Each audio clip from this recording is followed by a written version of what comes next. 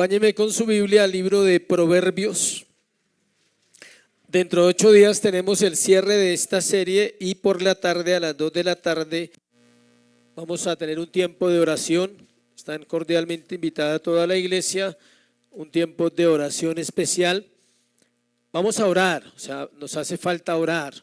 Digamos, predicamos, enseñamos, hacemos muchas cosas, pero necesitamos orar. Entonces la idea es tener un buen tiempo de oración donde su corazón pueda disponerse para que el Señor obre en nosotros en esas cosas a veces que nadie sabe y que tenemos ahí guardadas. ¿Listo? Proverbios 23:7 y luego leemos 27:19. Vamos a leer 2 proverbios. Los proverbios son sabiduría. Proverbios 23:7. Porque ¿cuál es su pensamiento en su corazón? Tal es él. Porque, vuelvo y le repito lo que dice el verso. Dice, porque ¿cuál es su pensamiento en su corazón? Tal es él. Y Proverbios 27:19 es otro versículo, dice, como en el agua el rostro corresponde al rostro, así el corazón del hombre al del hombre. Vamos a orar. Padre, gracias por este tiempo, que tu palabra no vuelva vacía, que ella cumpla ese propósito para el cual tú la enviaste. Que tu palabra esta mañana sea una lámpara a nuestros pies y una lumbrera a nuestro caminar. Que tu palabra, Señor, nos enseñe, nos redarguye, nos sea útil para nosotros, para que seamos creyentes preparados para toda buena obra. Gracias por tu palabra en el nombre de Jesús. Amén. Emociones y cristianismo. Vamos a hablar de las emociones y el cristianismo. Estamos frente a una época que podríamos llamar una época sensacionalista o emocionalista.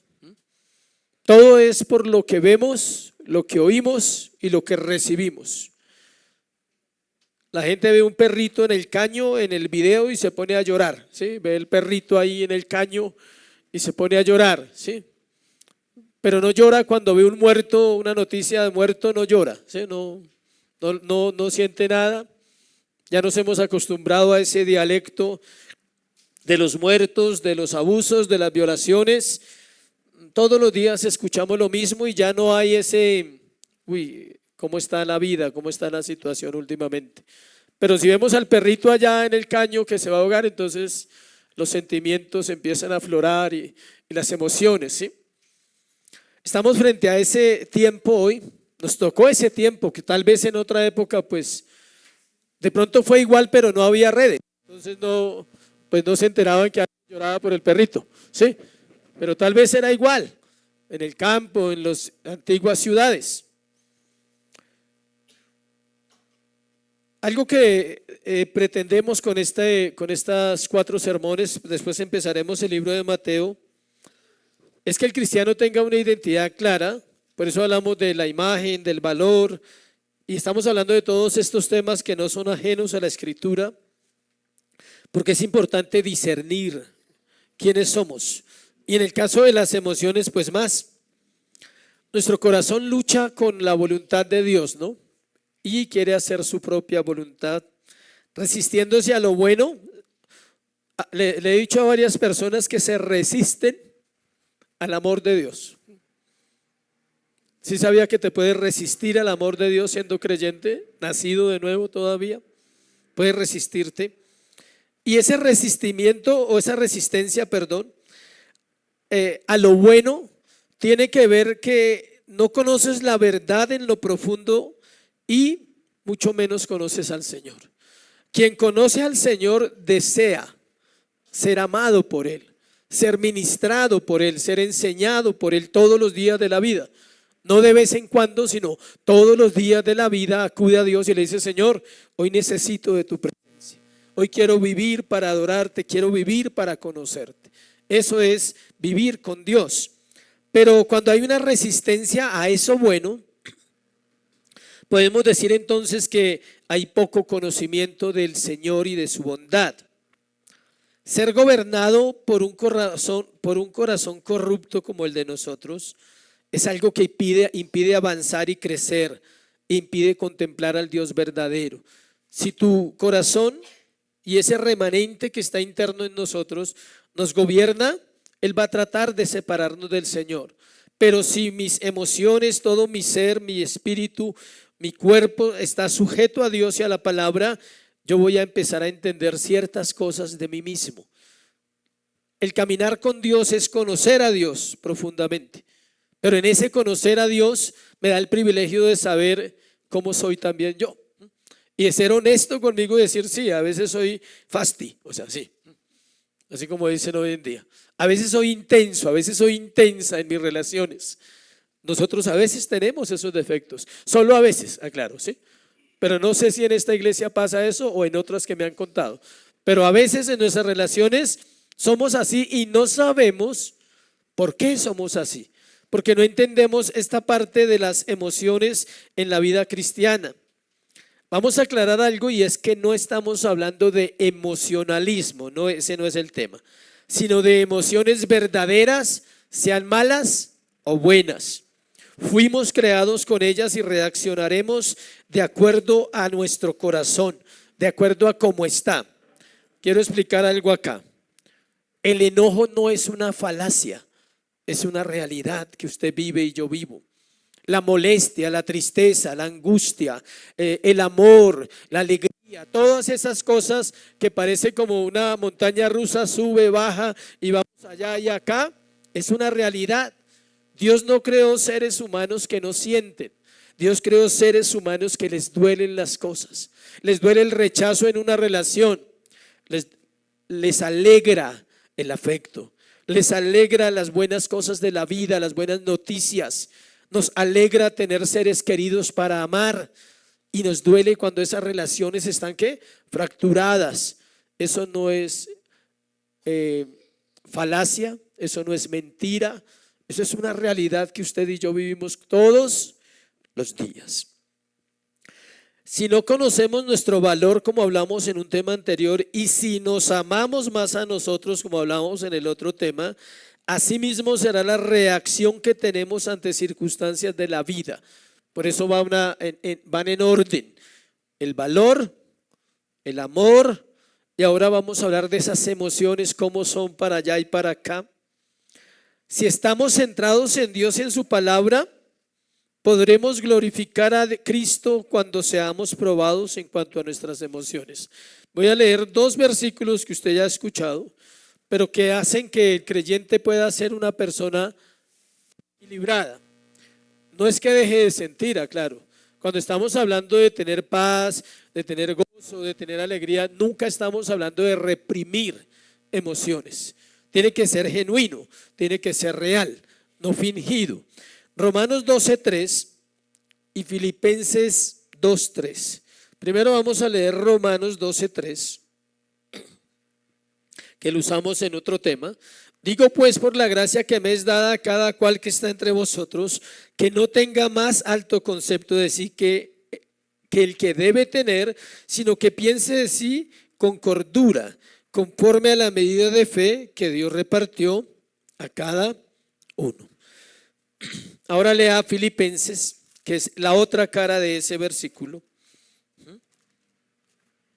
Filipenses 2:3. Nada hagáis por contienda o por vanagloria, antes bien con humildad, estimando cada uno a los demás como superiores a él mismo. Sí, el uno dice que no tenga un concepto tan alto y el otro dice estime a los demás como superiores. O sea ¿qué? Equilibrado.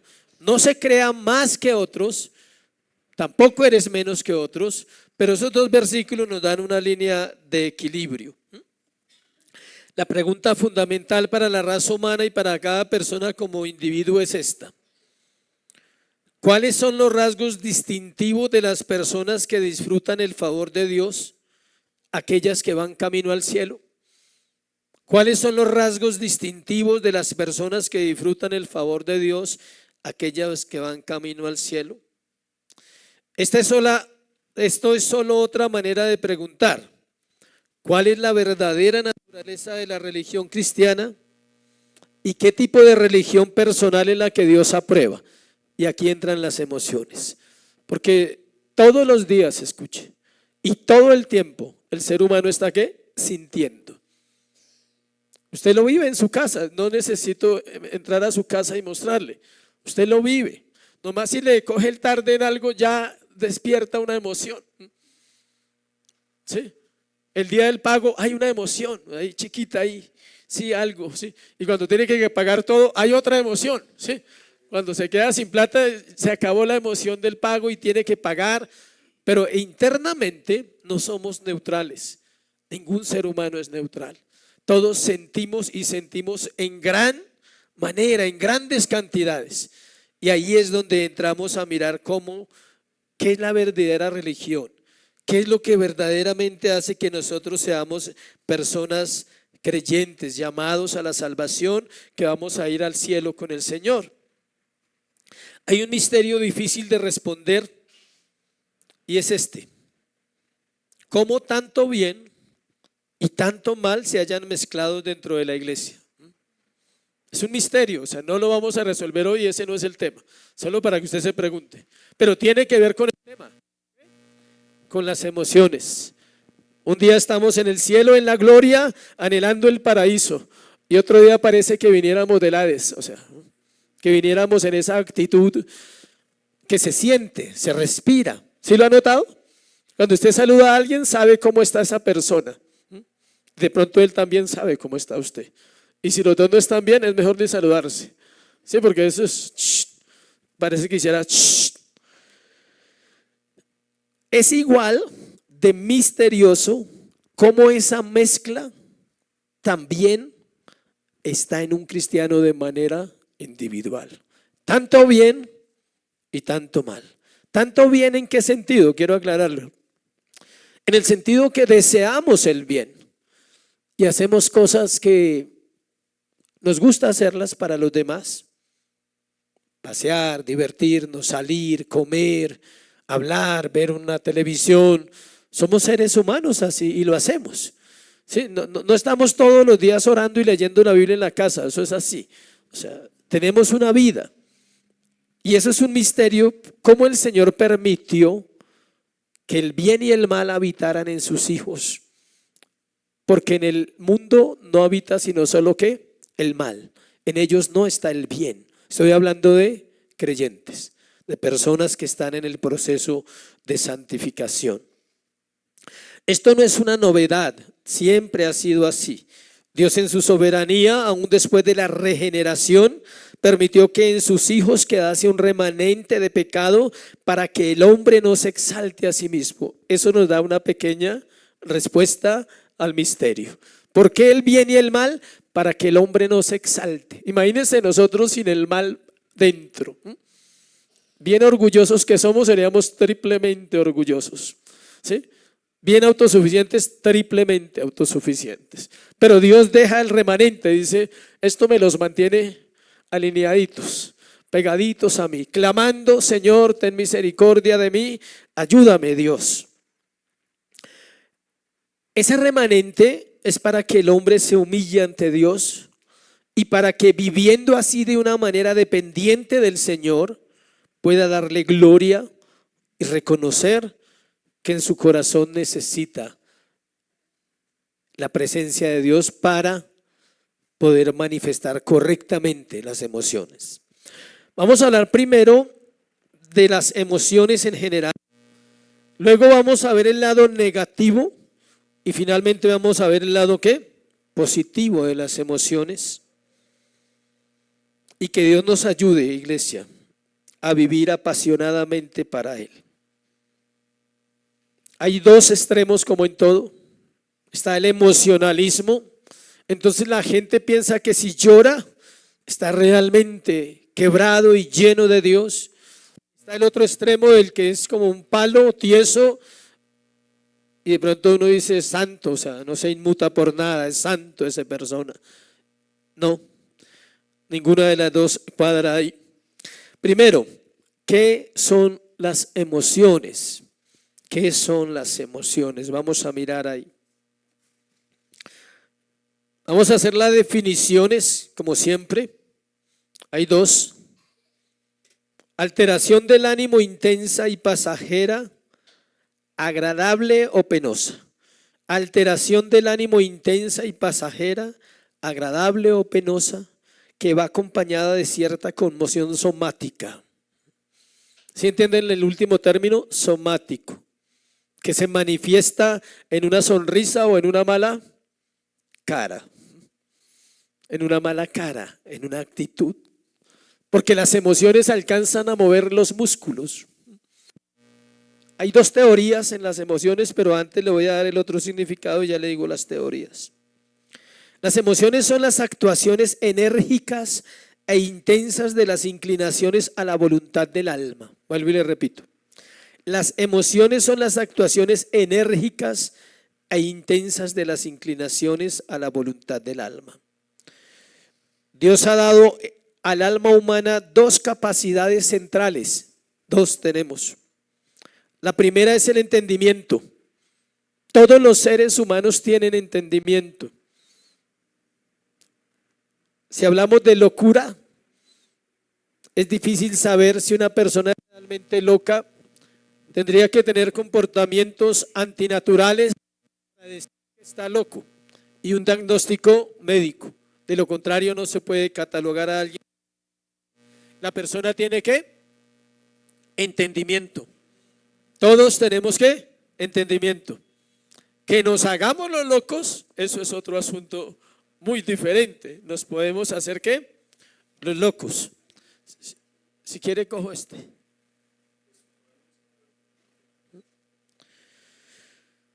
Dios ha dado al alma entonces dos capacidades centrales. La primera es ¿qué? Entendimiento, a través del cual examinamos y juzgamos las cosas. O sea, usted entiende, dice un gran amigo mío, según el grado de luz, va entendiendo las cosas de la vida, va entendiendo muchas de sus cosas.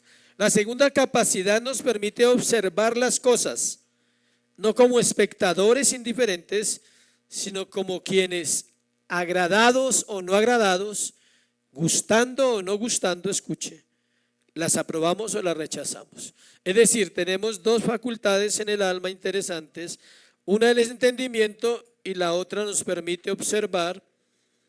Dice que a veces llamamos a esta segunda capacidad inclinación. En relación a nuestras decisiones podemos llamarla voluntad. Es decir, usted hace de acuerdo a donde se inclina su corazón. Usted actúa de acuerdo a donde su corazón va ¿qué? Sintiendo. Y le decía a alguien, tú vives de acuerdo a lo que amas. Y tú te enfocas en ¿qué? En lo que amas profundamente.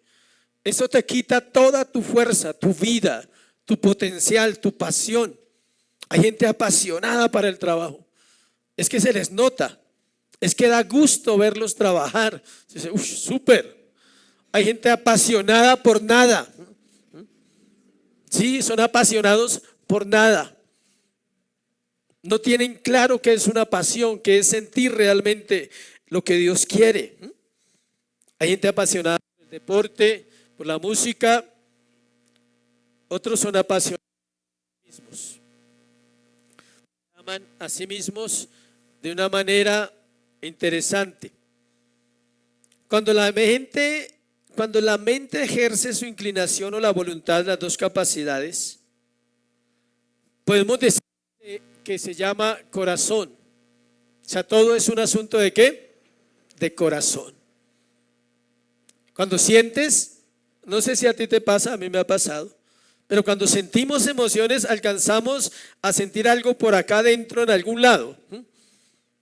O que se le seca la garganta, se le seca. Eso es una cuestión física producida ¿por qué? Por una emoción. Se le agúan los ojos. Eso es una sensación física que se produjo por una emoción. O viene la tristeza interna que es fuerte, o viene el deseo de gritar por esa noticia. Todo se manifiesta de adentro hacia afuera. Le decía que hay dos formas o dos teorías que tiene la ciencia y la investigación y por los siglos. Y una es que el cuerpo produce las emociones. Es una teoría. La otra teoría es que las emociones producen las reacciones ¿de qué? Del cuerpo. Ninguna sirve. Los dos actúan casi siempre juntos. Por ejemplo, hay momentos donde usted no alcanza a sentir, tiene que reaccionar, como los que conducen lo saben, ¿sí? Hay momentos en que usted reacciona porque ya se va a estrellar, entonces no alcanzó a sentir que se iba a estrellar, es que le tocaba, ¿sí? Es una reacción física inmediata, pero esa reacción física le produce algo interno inmediatamente. Me salvé, ¿sí? Algo. Es más, muchos pueden parar y quedarse ahí pensando un momento de qué se salvó, qué pasó en ese momento. O iba descuidado o descuidada. Ahora viceversa, las emociones producen reacciones físicas. ¿Sí ve? Una reacción física produjo ¿qué? Una emoción. Ahora al contrario, una emoción produce reacciones físicas. Lo voy a dejar en el plano más colombiano, caras. Bueno, el rostro. No hay nada más perfecto que el rostro para manifestar nuestras emociones. De hecho, a veces es más fuerte. Puede llegar a una tensión donde la persona no puede hablar, no puede reaccionar. No a todo el mundo le pasa, pero a algunos les pasa. Y otros quieren reaccionar con una fuerza bruta llamada puño, así. O sea, como algo, expresarlo de una manera, quieren reaccionar así. Entonces, las dos cosas, no se puede decir que una de las dos sea ciertas. Es decir, las emociones están dentro del corazón y pueden hacer que se manifiesten físicamente o emocionalmente. Hay dos maneras en las cuales los seres humanos respondemos con nuestras voluntades.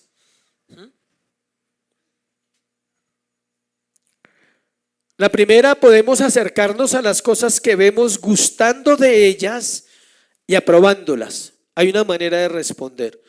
Esto me parece bien, estoy de acuerdo, esa es la primera. Y la segunda, podemos alejarnos de las cosas que vemos y rechazarlas. Estos actos de la voluntad son diferentes en cada persona y de acuerdo a lo que vive.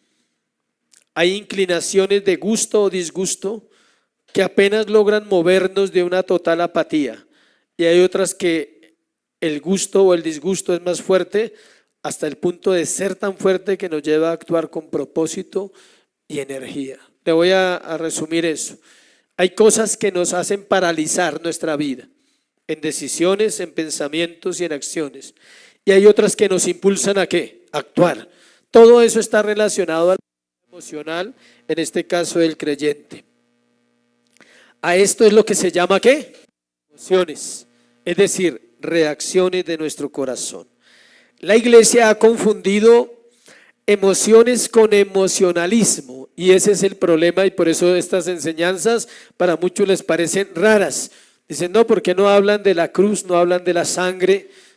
Todo tiene su tiempo, para eso tenemos las series de los libros, pero estos temas son importantes tratarlos con la iglesia, porque la iglesia necesita saber cómo está viviendo su vida, cómo está viviendo su diario vivir en casa, cómo está reaccionando en sus relaciones, cómo está llevándolo ¿a qué? A la práctica. La doctrina es preciosa, pero si no hay práctica, te condena, te hace daño. No se trata de saltar, voy a aclarar que no se trata de saltar, de brincar, de gritar, de aplaudir, de llorar, de entristecerse y pensar que eso le agrada al Señor. Pero no estoy diciendo que siempre sea ¿qué? Falso. Muchas veces es genuino. Se trata de una vida avivada por Dios, apasionada a tal punto que pone toda su alma, todo su corazón, toda su mente, toda su vida en Cristo para servir a Dios con una pasión que solo proviene de Él. Es Cristo en nosotros. ¿Se has escuchado el versículo? Cristo en nosotros, esperanza ¿de qué? De gloria. ¿Qué necesita un cristiano para ser motivado? Nada. Porque tiene ¿qué? Todo. ¿A quién tiene? A Cristo. Entonces las circunstancias de afuera no ejercen una motivación sobre el verdadero creyente.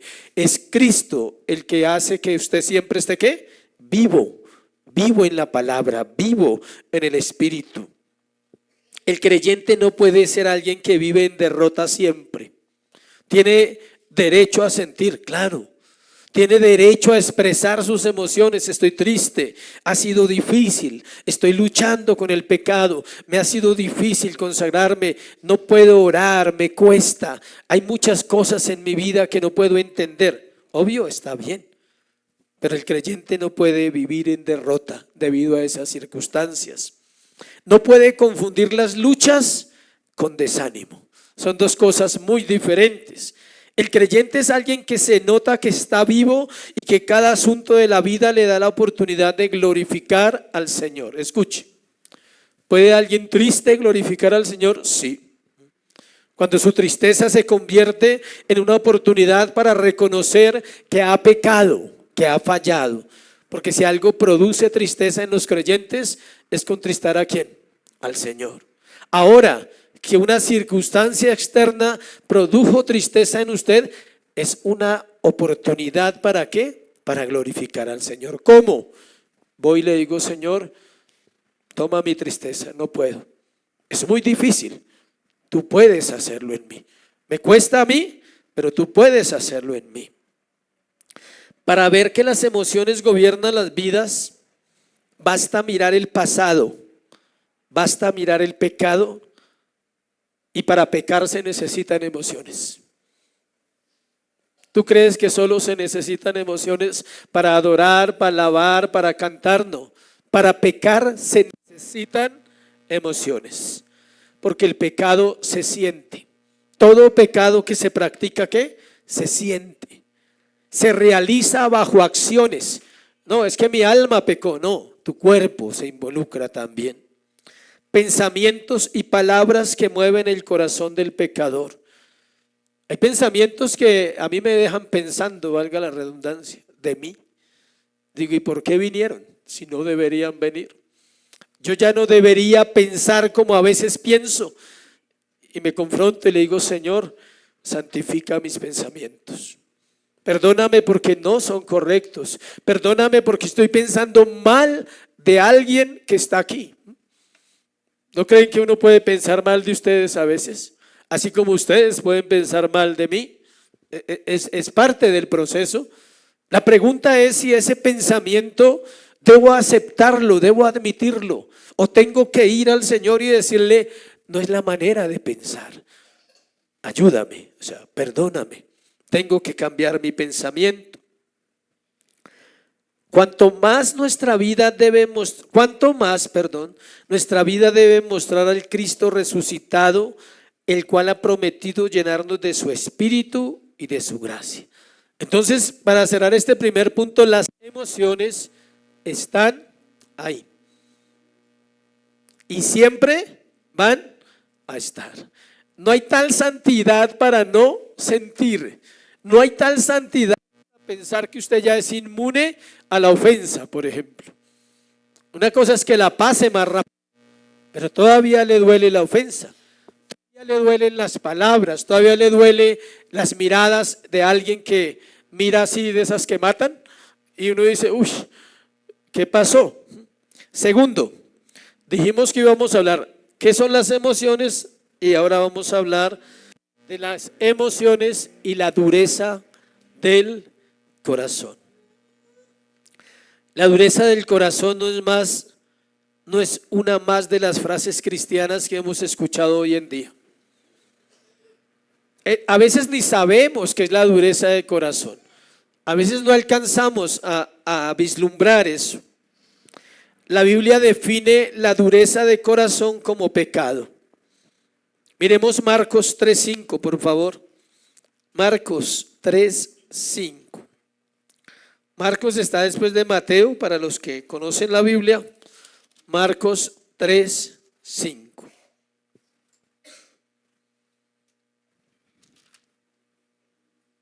Entonces, mirándolos alrededor con enojo, entristecido por la dureza de sus corazones, dijo al hombre: extiende tu mano, y él la extendió y la mano le fue restaurada sana. Señor Jesús está hablando a los fariseos y estaban bravos y molestos porque él iba a sanar a un hombre en el día de ¿qué? De reposo. Y el Señor les dice, ustedes son simplemente ¿qué? Duros de corazón. Ahora la pregunta es, ¿la dureza de corazón se podrá ver? Claro, estaban molestos, estaban rabiosos, podríamos decir. La Biblia describe los enemigos de Jesús como perros rabiosos alrededor de él. Y una persona cuando está dura de corazón está molesto y no se sabe por qué. Puede estar molesto y todo lo que hay a su alrededor detona la molestia. En un libro que estoy leyendo sobre las emociones dice que el hombre salió de su trabajo y va para su casa y ¡pum! En su auto, y de un momento a otro lo cierran y tiene que desviarse, evitar un accidente, y cuando llega a la casa sale Firulai, el perro, a saludarlo, y él se desquita ¿con quién? Con Firulai. Y el perro sale todos los días a saludarlo, pero ese día el que estaba mal era el dueño, porque tuvo casi un accidente. Y las emociones llegaron a su casa. ¿Y con quién se desquitó? Con Firulai. Menos mal que no salió la esposa. El que salió fue Firulai a saludarlo. Donde salga la esposa se había desquitado con ella. La dureza de corazón se manifiesta. No es solo allá interna, sino que se hace externa. Los salmos, el Salmo 95 del 7 al 10 nos habla también de la dureza de corazón. Salmo 95 del 7 al 10. Mire lo que dice: porque Él es nuestro Dios, nosotros el pueblo de su prado y ovejas de su mano. Si oyeres hoy su voz, iglesia, no endurezcáis vuestro corazón como en Meriba, como en el día de Masá, en el desierto donde me tentaron vuestros padres, me probaron y vieron mis obras. 40 años estuve disgustado con la nación y dije, pueblo es que divaga de corazón y no han conocido mis caminos, por tanto juré en mi furor que no entrarían en mi reposo. El salmista expresa las emociones del pueblo de Israel, la dureza de corazón. Si hay alguien que era duro de corazón, ¿era quién? Israel. Veían la gloria de Dios y al otro día ¿qué? Murmuraban. Veían al Señor obrando milagros y al otro día bravos. Había carne, bravos porque no había una cosa, porque no había la otra. La dureza de corazón impide el conocimiento. Isaías 63, 17. Isaías 63, 17. Este versículo es bien especial. ¿Por qué? Isaías 63, 17. ¿Por qué, oh Jehová, nos has hecho errar de tus caminos y endureciste nuestro corazón a tu temor? ¿Sí ve la pregunta que hace el profeta y el pueblo? ¿Por qué, oh Jehová, nos has hecho errar de tus caminos y endureciste nuestro corazón a tu temor? Vuélvete por amor de tus siervos, por las tribus de tu heredad. Es decir, que la dureza de corazón, ¿quién la permite? Dios. Pero ¿será que la permite por razones agradables en el corazón del hombre? No, por cosas desagradables ante Dios primeramente. Tal vez ante el público, ante lo que nosotros somos, tal vez tú no eres desagradable y pasas por una persona normal, común y corriente, pero tu corazón puede estar endurecido. Y si se ha endurecido, el Señor lo permite debido a muchas cosas. Debido a que no llevas tu pensar y tu sentir constantemente ¿a quién? A Dios. Debes llevarlo, debes ir al escrutinio, debes ser examinado. Por eso es que encontramos el pasaje de Ezequiel, porque si nos quedamos con el de Isaías, no tendríamos esperanza.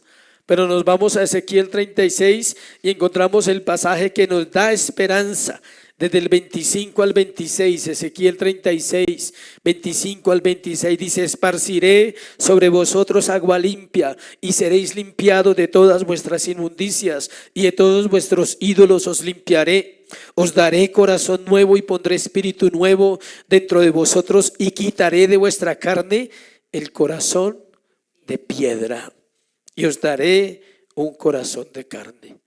Dios quiere quitar el corazón de piedra. Así como Él lo endurece, así mismo Él quiere que quitarlo. Quiere hacernos sensibles. Estoy seguro de lo que le voy a decir. Y es que aquí hay personas duras de corazón esta mañana, que necesitan volver el corazón al Señor, que necesitan tener tiempos de arrepentimiento en la vida privada, en esa vida con Dios. Necesitan ir y humillarse y decirle: Señor, hemos pecado, porque somos duros de corazón, porque no hemos aprendido a discernir las emociones, porque no hemos aprendido a entender que se puede sentir cualquier cosa, pero siempre para la gloria de Dios. Porque he interpretado mal mis tristezas, he interpretado mal mis luchas, mis pruebas, pero en ti tengo que aprender. La dureza de corazón hace que veamos a las personas perdidos, esclavos, cautivos en sus pecados y que no seamos capaces de decirles nada. Eso hace la dureza de corazón. Si quieres una característica de un hombre de corazón, es uno que ve la necesidad del pecador y del muerto y no es capaz de decirle una esperanza, y se llama ¿qué? Cristo. No es capaz, ¿por qué? Porque no hay sensibilidad en su corazón a que esa persona está ¿qué? Esclavo. Él no tiene salida, no sabe cómo salir, y la iglesia ha sido puesta en la tierra para traer libertad a los cautivos. ¿A través de qué? De la palabra de Dios. Enséñame, oh Dios, tu palabra, dice el texto. La palabra trae ¿qué? Sanidad. Envió su palabra y ¿qué? Y los sanó y los libró de su ruina. No era una ruina económica en el salmista, era una ruina ¿qué? Espiritual. Era una pobreza interna que no les permitía a ellos ver la gloria de Dios. Si no vivimos una vida apasionada por Dios, simplemente hay ¿qué? Dureza en el corazón. De ahí nuestras acciones pasivas hacia los que amamos y vemos que no conocen a Cristo. Tenemos tantas personas alrededor que no conocen a Cristo y a veces son más cercanos de lo que pensamos y aún así no les compartimos nada. Cuando hablo de compartir, iglesia, no estoy diciendo que tú le vas a llevar la solución a esa persona, pero a veces es necesario simplemente decirle la verdad a las personas. Tal vez no te vuelvan a llamar esa semana o a saludar, pero créeme que va a servir al corazón, porque lo que confronta las almas no es tu dolor, tu tristeza humana, sino el corazón de Cristo que se duele por aquellos que están perdidos y que allí hay personas salvas, ordenados para salvación. No han llegado, pero están ordenados. Tercero, las emociones no determinan la salvación. Tanto los hombres espirituales como los hombres naturales pueden experimentar emociones similares. ¿Sí sabía? Los dos tipos de hombres en la tierra experimentan las mismas emociones. Ríen, lloran, cantan, comen, duermen, descansan, hacen cosas que nos gustan. Pero por eso las emociones no determinan salvación. Pueden existir en personas que no han sido salvas, escuche, emociones buenas, al igual que en aquellas que verdaderamente se han convertido, también hay emociones ¿qué? Malas. ¿Sí? En ambos grupos. Vamos a ver varios puntos, si quiere le voy diciendo A, B y C, que quiero mirar en ese punto de las emociones no determinan la salvación. Sentir emociones fuertes es malo. Vamos a explicar esa frase. Sentir emociones fuertes es malo. Esto es un error. Y ese error viene del abuso de la iglesias cuando han hecho cosas en los encuentros, en los retiros, en las famosas ministraciones, han hecho que la gente exagere y caiga en ese emocionalismo de la tembladera, de la gritadera. Entonces eso ha hecho que la gente crea que sentir emociones fuertes es malo. Muchas personas se pueden emocionar mucho y aún así no ser ¿qué? Salvas. En el Antiguo Testamento, vamos a mirarlo a la luz de la Escritura, por ejemplo, encontramos cómo la misericordia de Dios conmovió a los israelitas.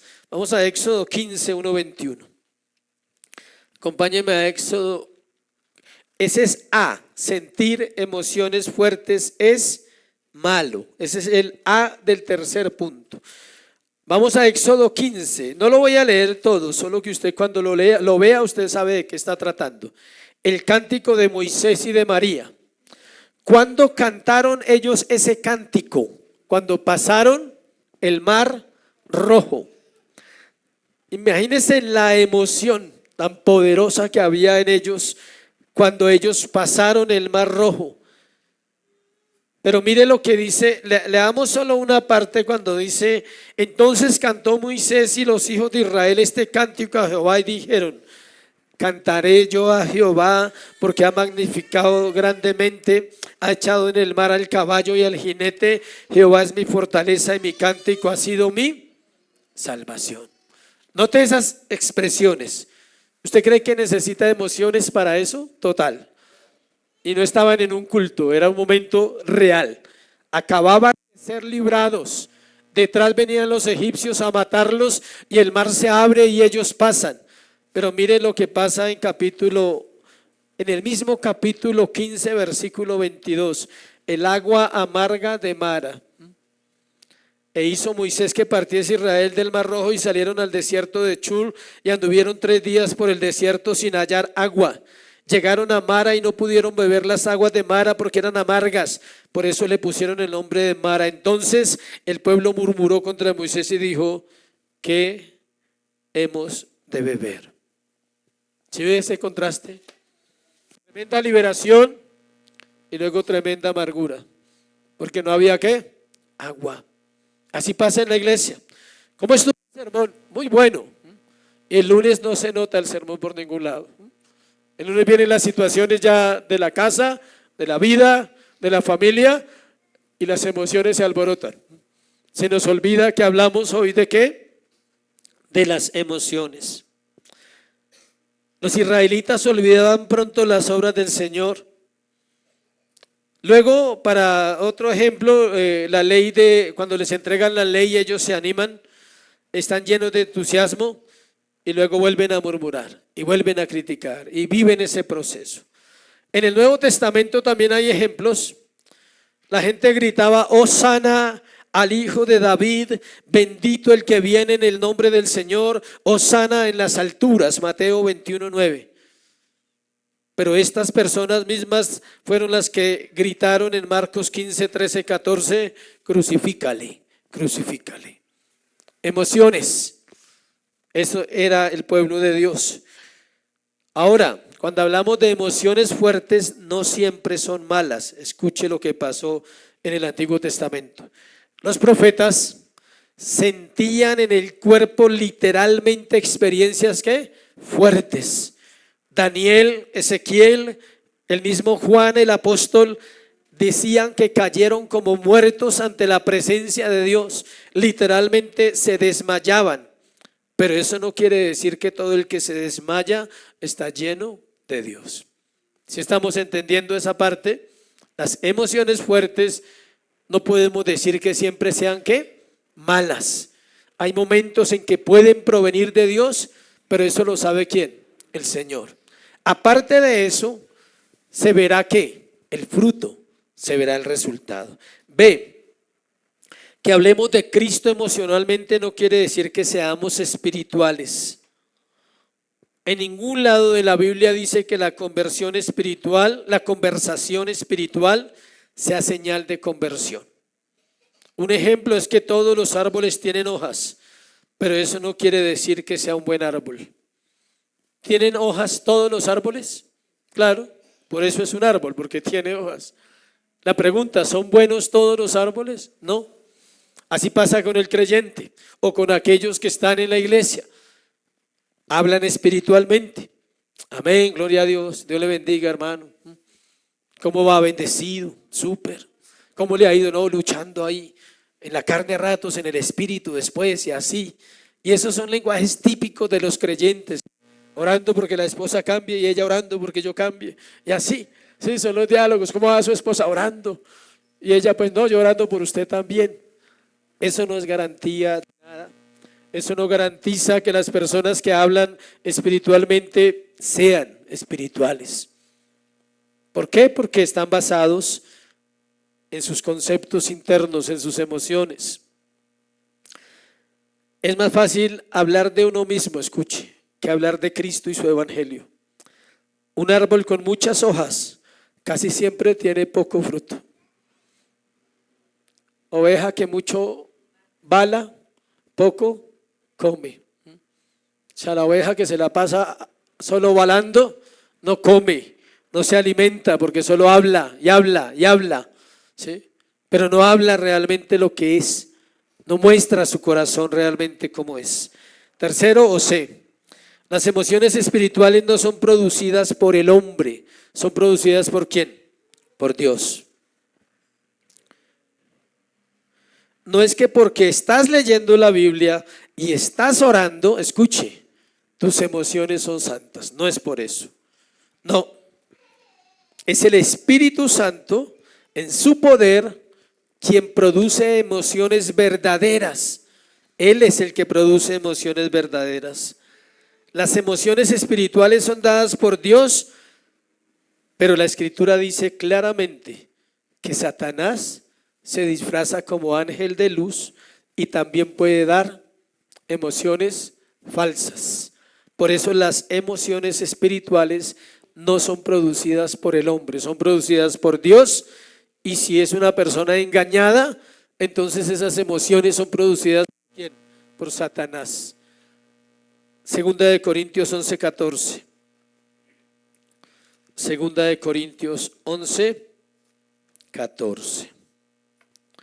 No es maravilla porque el mismo Satanás se disfraza como ángel de luz. Así que no es extraño si también sus ministros se disfrazan como ministro de justicia, cuyo fin será conforme a sus obras. Estamos en el tiempo del engaño, más que Labán y Jacob.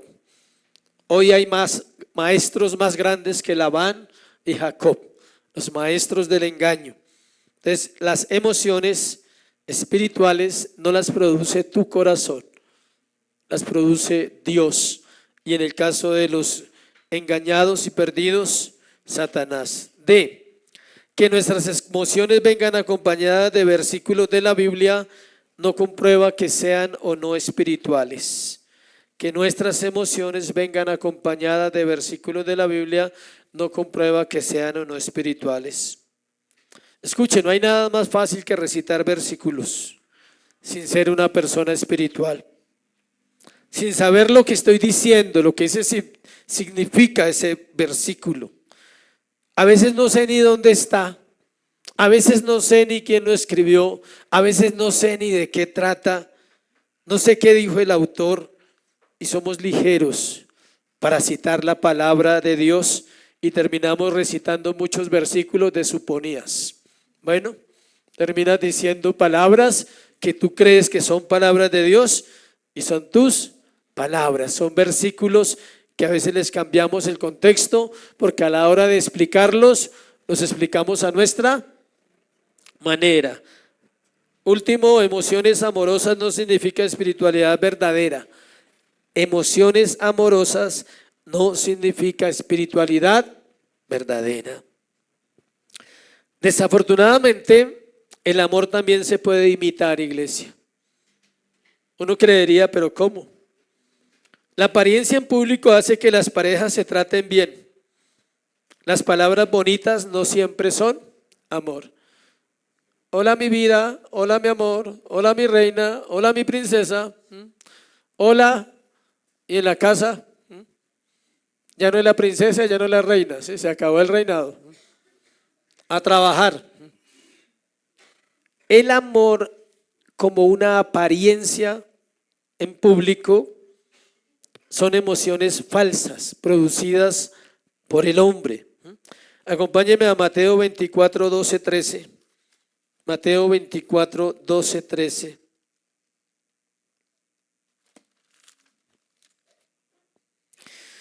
Dice, y por haberse multiplicado la maldad, el amor de muchos se enfriará, mas el que persevere hasta el fin, este será salvo. ¿Podemos enfriarnos en el amor? Claro. El amor falso se muestra en obras que no se hacen de corazón por otros, solo porque quiero sentirme bien y creo que eso me va a dar paz y aparte de eso me produce un ¿qué? Beneficio. Ese es el amor fingido.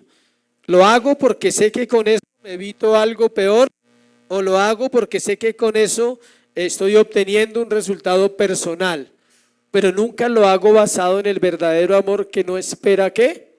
Nada. El verdadero amor da y no espera. Entonces la gente sin ser salva puede sentir toda clase de emociones falsas que se asemejan a las emociones espirituales verdaderas. No hay razón por la cual no pueden sentir muchas de estas impresiones al mismo tiempo. Es decir, los unos y los otros viven emociones similares. Es decir, que la vida emocional nos vamos llevando a un punto donde debe ser únicamente basada en las Escrituras, basada en la palabra, y donde el Señor conoce el corazón de cada cual.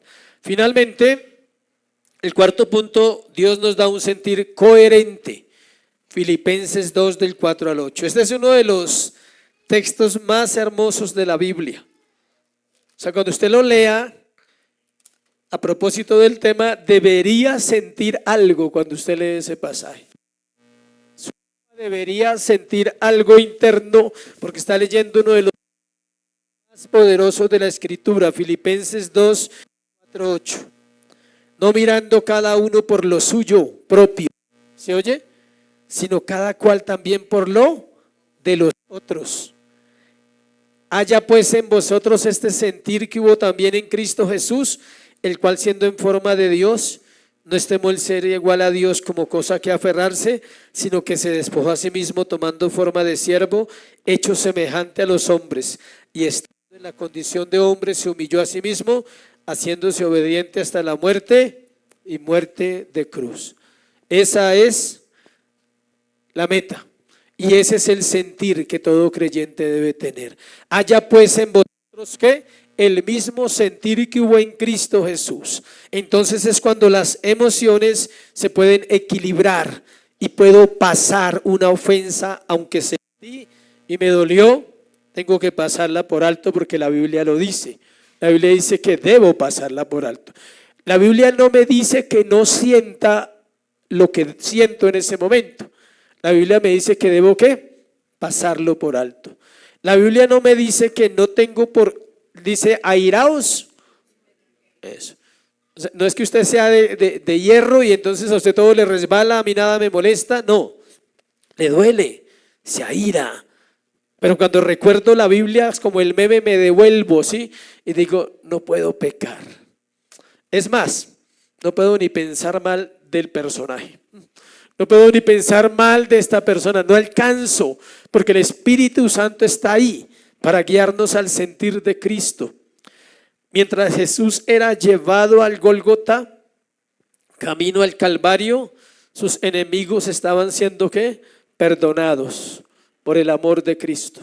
Mientras él iba hacia la cruz, solo podía ver el gozo de ver la iglesia en Apocalipsis y decir, un día estaré con ellos. Un día nos veremos otra vez. Y solo oraba para que su corazón no cambiara en ese instante, porque era un dolor ¿qué? Físico, pero también había un dolor emocional. Estoy hablando de Jesús, el hombre. ¿Qué le dolía? Su Jerusalén. Oh Jerusalén, Jerusalén. ¿Cuántas veces quise juntaros como la gallina junta los polluelos pero no quisisteis, dice. Siempre el pueblo se separó de él. Muchos creen que no es necesario sentir en cuanto a la conversión, escuche.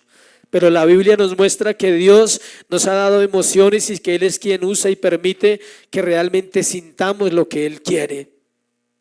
Sin embargo, de seguro es razonable pensar que Dios da a los pecadores una sensación de necesidad.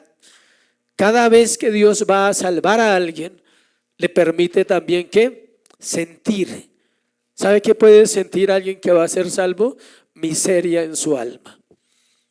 Debe sentir eso, miseria en su alma, que es un pecador, que no tiene esperanza, que está condenado y que solo Cristo puede salvarle.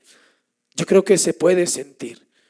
Y yo creo que todo creyente en algún momento ha sentido esa condición de fallar, de pecar. Pero también todo creyente ha sentido esa gracia inmerecida, ese favor que hace quebrantar tu corazón y dice: no lo entiendo, o sea, no entiendo tu amor. Pero Dios no nos llamó a entender su amor, nos llamó a disfrutarlo. Si tratas de entenderlo, vas a perder toda la vida, porque nunca vas a entender cómo te ama a ti y cómo me ama a mí siendo un pecador. No lo vas a entender. Algunos de los momentos, vamos a Éxodo 2:23. Rápidamente, Éxodo 2:23 dice: ¿cómo sintieron ellos antes de ser liberados? Aconteció que después de muchos días murió el rey de Egipto, y los hijos de Israel gemían a causa de la servidumbre, y clamaron, y subió a Dios el clamor de ellos con motivo de servidumbre, y oyó Dios el gemido de ellos, y se acordó de su pacto con Abraham, Isaac y Jacob, y miró Dios a los hijos de Israel y lo reconoció Dios. ¿Sí ve lo que sintieron antes de ser libres? ¿Qué sintieron?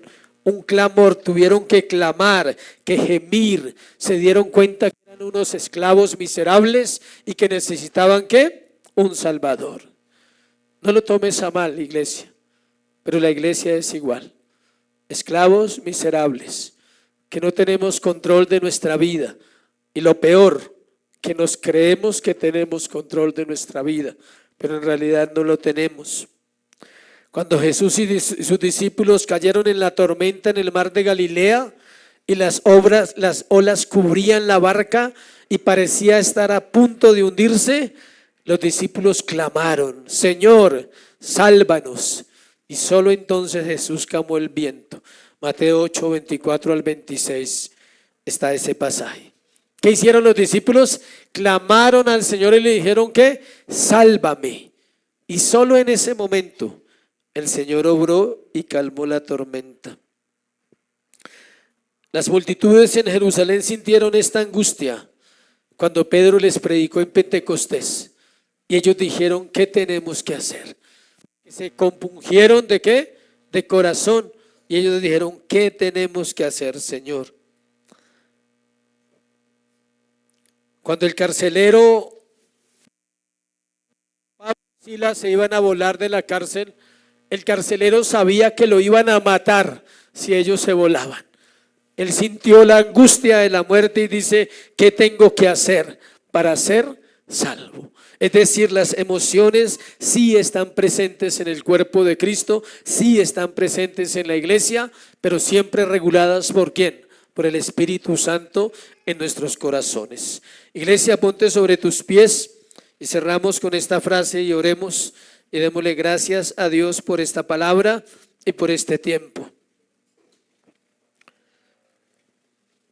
Es necesario volver al arrepentimiento como una práctica diaria, donde podemos realmente sentir en nuestro corazón el peso del pecado y la carga de este, donde reconocemos que solo Cristo salva y solo Cristo santifica para los nacidos de nuevo, y que solo Cristo aviva un corazón. Es necesario volver ¿a qué? Al arrepentimiento. Esa es la senda que la iglesia deja continuamente. Esa es la senda que no practicamos cuando todos los días. Padre, gracias.